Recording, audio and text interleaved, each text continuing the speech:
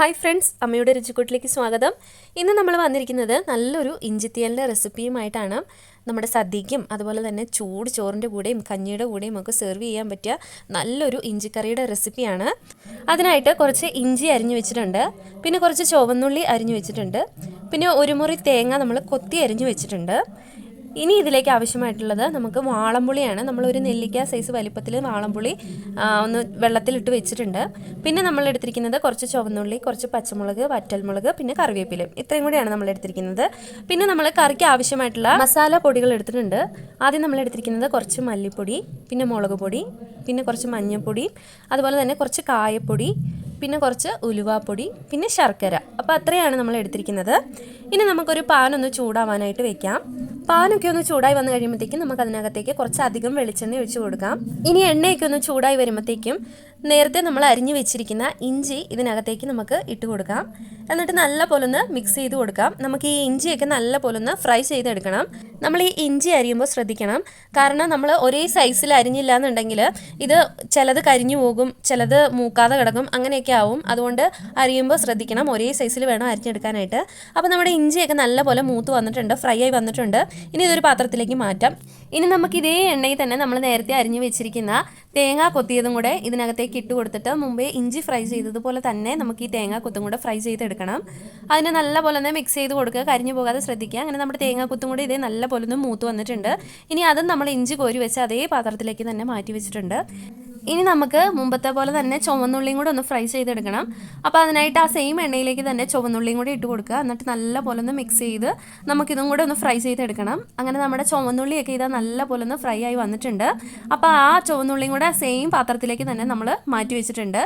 ഇനി ചെയ്യാനുള്ളത് ആ സെയിം എണ്ണയിലേക്ക് തന്നെ നമുക്ക് കടുക് വറക്കാം. അതിനായിട്ട് കുറച്ച് കടുക് എടുത്തിട്ടുണ്ട്. ആ കടുകൊക്കെ ഒന്ന് പൊട്ടി വരുമ്പോഴത്തേക്കും നമുക്കിതിനകത്തേക്ക് നേരത്തെ അരിഞ്ഞു വെച്ചിട്ടുള്ള ഉള്ളി ഇട്ട് കൊടുക്കുക. എന്നിട്ടൊന്ന് മിക്സ് ചെയ്ത് കൊടുക്കുക. പിന്നെ പച്ചമുളക് അരിഞ്ഞതും കൂടെ ഒന്ന് ഇട്ട് കൊടുത്തിട്ട് നല്ല പോലെ ഒന്ന് മിക്സ് ചെയ്ത് കൊടുക്കുക. ഇനി നമുക്കിതിനകത്തേക്ക് വറ്റൽമുളക് ഇട്ട് കൊടുക്കാം. എന്നിട്ട് അതും കൂടെ നല്ല പോലെ ഒന്ന് മിക്സ് ചെയ്തിട്ട് അതൊന്ന് മൂത്ത് വരുമ്പോഴത്തേക്കും നമുക്ക് നമ്മളെടുത്ത് വെച്ചിരിക്കുന്ന കറിവേപ്പിലയും കൂടി ഇട്ട് കൊടുക്കാം. എന്നിട്ട് വീണ്ടും നല്ല പോലെ ഒന്ന് മിക്സ് ചെയ്യാം. അങ്ങനെ നമ്മുടെ കടുകും വറ്റൽമുളകും അതുപോലെ തന്നെ കറിവേപ്പിലയും പച്ചമുളകും ഒക്കെ നല്ല പോലെ ഒന്ന് മൂത്ത് വന്നിട്ടുണ്ട്. ഇനി നമ്മൾ നേരത്തെ എടുത്ത് വെച്ചിരിക്കുന്ന മസാല പൊടികൾ, അതായത് ശർക്കര ഒഴിച്ച് ബാക്കിയെല്ലാം നമുക്ക് അതിനകത്തേക്ക് ഇട്ട് കൊടുക്കുക. അതായത് മുളക് പൊടി, മല്ലിപ്പൊടി, മഞ്ഞൾപ്പൊടി, ഉലുവാപ്പൊടി, പിന്നെ കായം. അപ്പോൾ അത്രയും എടുത്ത് വെച്ചിട്ടുള്ളത് നമുക്ക് ഇട്ട് കൊടുക്കാം. ശർക്കര ലാസ്റ്റാണ് ഇട്ട് കൊടുക്കേണ്ടത്, ഇപ്പോൾ ഇട്ട് കൊടുക്കരുത്. അപ്പോൾ ഇത്രയും ഒന്ന് ഇട്ട് കൊടുത്തിട്ട് നല്ല പോലെ ഒന്ന് വറുത്തെടുക്കണം, അതായത് മൂപ്പിച്ചെടുക്കണം. അപ്പം നമ്മുടെ ഇതാ പൊടിയൊക്കെ നല്ല പോലെ ഒന്ന് മൂത്ത് വന്നിട്ടുണ്ട്. ഇനി നമുക്കിതിനകത്തേക്ക് കുറച്ച് വെള്ളം ഒഴിച്ചു കൊടുക്കാം. നമ്മുടെ ആ ഒരു ഗ്രേവിക്ക്, നമ്മുടെ തീയലിന് ആവശ്യമായിട്ടുള്ള വെള്ളം ഒഴിച്ചു കൊടുക്കുക. എന്നിട്ട് ഇത് നല്ല പോലെ ഒന്ന് മിക്സ് ചെയ്തെടുക്കുക. അങ്ങനെ ഇതാ നമ്മൾ നല്ല പോലെ ഒന്ന് മിക്സ് ചെയ്തെടുത്തിട്ടുണ്ട്. ഇനി ഇതിനകത്തേക്ക് നമുക്ക് നമ്മുടെ തീയലിന് ആവശ്യമായിട്ടുള്ള ഉപ്പും കൂടെ ഒന്നിട്ട് കൊടുത്തിട്ട് നല്ല പോലെ മിക്സ് ചെയ്യുക. ഇനി ഇതിനകത്തേക്ക് ചേർക്കാനുള്ളത് നമ്മൾ നേരത്തെ പുളി വെള്ളത്തിലിട്ട് വെച്ചിട്ടുണ്ടായിരുന്നു. അപ്പോൾ അതൊന്ന് പിഴിഞ്ഞെടുത്ത പുളിവെള്ളമാണ്. അപ്പോൾ അതും കൂടെ ഒന്ന് ഒഴിച്ചു കൊടുക്കുക. എന്നിട്ട് വീണ്ടും നല്ല പോലെ ഒന്ന് മിക്സ് ചെയ്യുക. ഇനി ഇത് തിളയ്ക്കുന്ന വരെ നമുക്ക് വെയിറ്റ് ചെയ്യാം. ആ ഒരു സമയം കൊണ്ട് നമ്മൾ നേരത്തെ ഫ്രൈ ചെയ്ത് വെച്ചിരിക്കുന്ന നമ്മുടെ ഇഞ്ചി, തേങ്ങ, ചുവന്നുള്ളിയും കൂടെ നമുക്കൊന്ന് പൊടിച്ചെടുക്കണം. ഒരുപാട് അങ്ങ് പൊടിഞ്ഞു പോകാതെ ശ്രദ്ധിക്കുക. ഈ ഒരു കൺസിസ്റ്റൻസിയിൽ വേണം അതൊന്ന് പൊടിച്ചെടുക്കാനായിട്ട്. അങ്ങനെ ഇതാ നമ്മുടെ ചാറൊക്കെ നല്ല പോലെ ഒന്ന് തിളച്ച് വന്നിട്ടുണ്ട്. ഇനി നമുക്ക് ഇതിനകത്തേക്ക് നമ്മൾ പൊടിച്ചു വെച്ചിരിക്കുന്ന ആ ഒരു ഇഞ്ചിയുടെ മിക്സ് നമുക്ക് ഇട്ട് കൊടുക്കാം. എന്നിട്ട് നല്ല പോലെ ഒന്ന് മിക്സ് ചെയ്ത് കൊടുക്കാം. ഇനി നമുക്ക് ഇതിനകത്തേക്ക് ചേർക്കാനുള്ളത് നമ്മൾ മുമ്പേ മാറ്റി വെച്ചിരിക്കുന്ന ശർക്കരയാണ്.